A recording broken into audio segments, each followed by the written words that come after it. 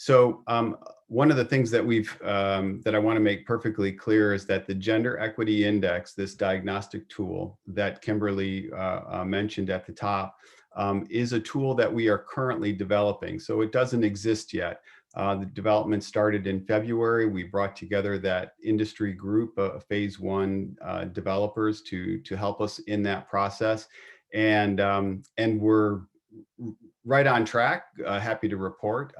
We've got questions in their final phase. We're waiting answers at this point, and drafting recommendations that come from the Gender Equity Index. So that'll be that project is on track and moving forward. And Pam from Ecom is one of the EAS service providers that this tool is designed to help. And the research itself was super important to us in terms of, we are trying to engage the broader industry in ensuring that everybody's on a credible gender equity journey.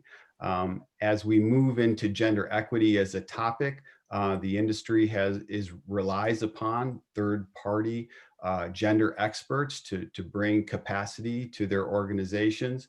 And this is really an attempt to take that to the next step and to demonstrate that, you may be an agronomist who understands how to diagnose a plant disease 15 ways, but you also have a role to play as an agronomist in ensuring that you understand the impacts of gender on your effectiveness as a trainer. So it's really about, harnessing this huge investment that we're all making, and making sure that investment pays dividends to women equally as it does to men. So with that, Pam, thank you very much for joining us today, and really just interested in hearing your thoughts and comments about Ecom. Ecom has over 1,500 agronomists on the ground providing technical support to farmers, but that's actually represents somewhat a smaller slice of the total sustainability footprint that you have. The agronomists are sort of the point of the spear, so to speak, but there's an enormous amount of program design, monitoring, data collection, analysis that even encompasses a greater ecosystem at Ecom. So perhaps you could talk a little bit about why Ecom is involved in this, and what you took away from both the research, but also how that research is how you're seeing that play out in the Gender Equity Index development itself. Yeah, sure, of course. The research really resonated with us because we recognize that we're inconsistent in including or prioritizing gender. So, I mean, we have programs in all the origin countries we work with, and sometimes, while we do have a lot of participation data that's disaggregated, we don't necessarily use that data to inform program design in the future unless it's something very specific in the context of a donor-funded program that requires that, or something like specialty coffee only focusing on women or something like that. But we have this interest in kind of embedding gender as a priority across all our sustainability programs and as part of kind of our core commitments, to sustainability, because we see the importance of it, but we don't know how necessarily, because we're experts at working on productivity and farming itself. As you said, we have more than 1,000 agronomists in the field, and we work with lead farmers and farmers, but we need to kind of see how we can help our own staff to recognize their role, as you say, and just, it's not necessarily that they don't want to, it's just that maybe they're not aware of it. So we saw the index as a way to kind of highlight our deficiencies, but also see where we do have points of strengths, and how can we more intentionally share that experience across all our programs and all our origins to kind of get better at this. And then also engage external experts where we need to, but be better at asking for help, because we know we have a better context of what exactly is it that we need, where are we deficient, or where could we use the support, what would be the roadmap to get better, and who would be the best resource to help us get there. So we really saw the index as a way to, you know, create a starting point. This is where we are. And then how could we build off that a roadmap to show continuous improvement over time and make it more actionable, rather than just saying, you know, we know we're bad at this. Someone help us, but be more specific and more intentional in how we ask for help, and where it could come from. You know, one of the things that I've noticed, just in terms of evaluating sustainability programs in general, is that when you're increasing the skills of farmers, that it's very difficult to understand what was the specific impact of my skill building program on Mhm. this farmer's well-being, on this farmer's ability to farm profitably and economically, environmentally sustainable. Um, and because those impacts very often take place over years and are somewhat difficult to uh, pull out of, you know, like what impact did the gender work have versus, you know, the impact of any number of other variables that might Yeah, impact even our external variables like climate or something like that we don't necessarily have control over, but could show kind of a spike in whatever our long-term kind of ambition is, that could help us along the way or hurt us, you know. Exactly. And so one of the benefits of this is that that organizations need to be able to report on two things. They need to be able to report on the impact of their programs for sure, and that's going to be a continuous area of development for organizations. But how does an organization like Ecom begin to communicate their progress on gender equity in other ways?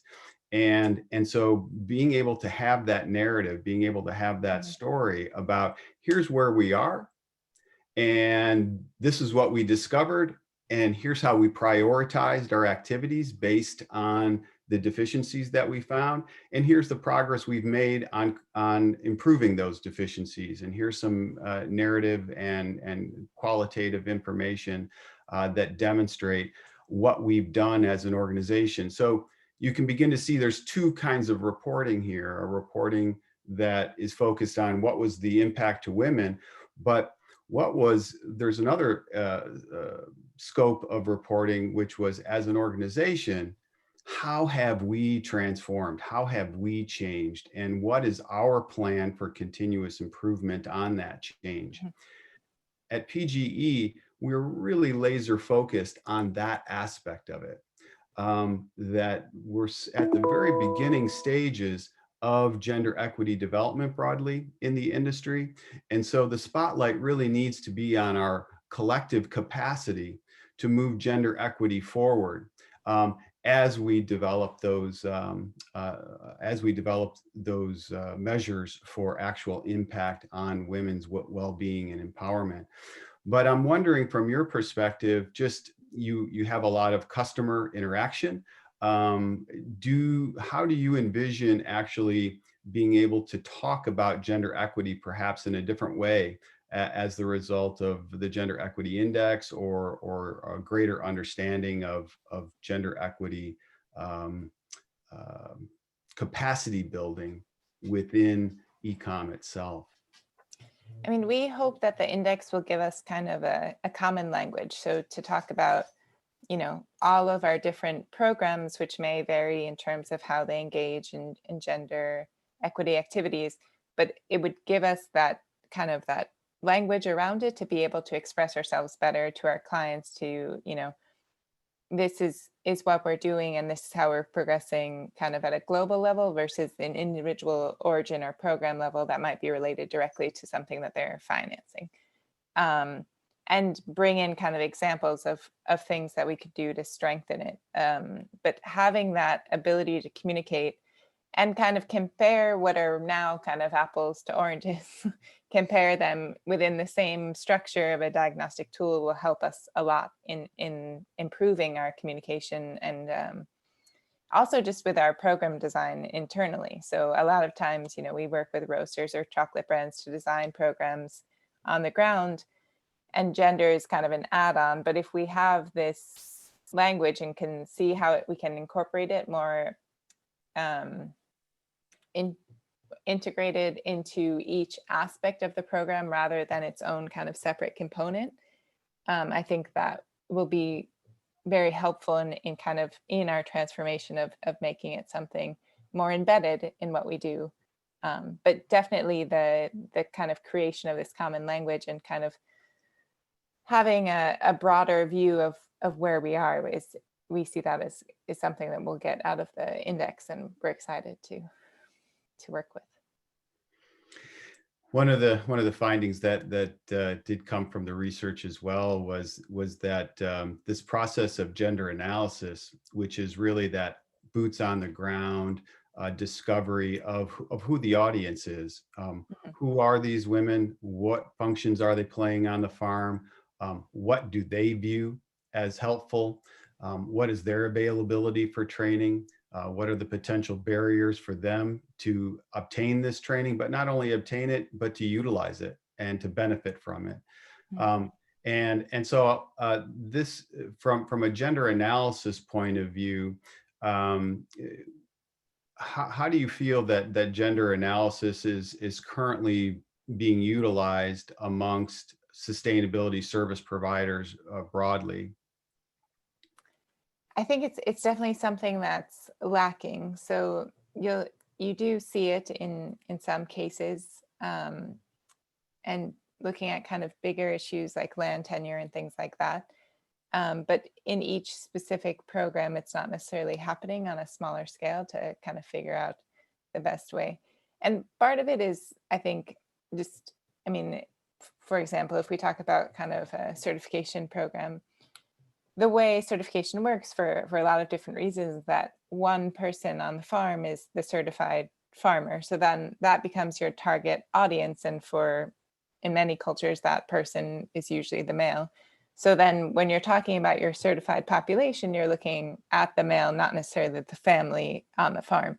So you kind of have to change that lens a bit to be able to integrate more women and not and change our target to be everyone who provides or is working on the farm in whatever capacity they are working, rather than kind of we're targeting 1,000 certified farmers. You're targeting 1,000 certified farming households, and how best to do that. But the gender analysis part is not necessarily happening now, and would definitely be helpful to kind of transition and that change that lens a bit, so we can better approach the households rather than the certified farmer.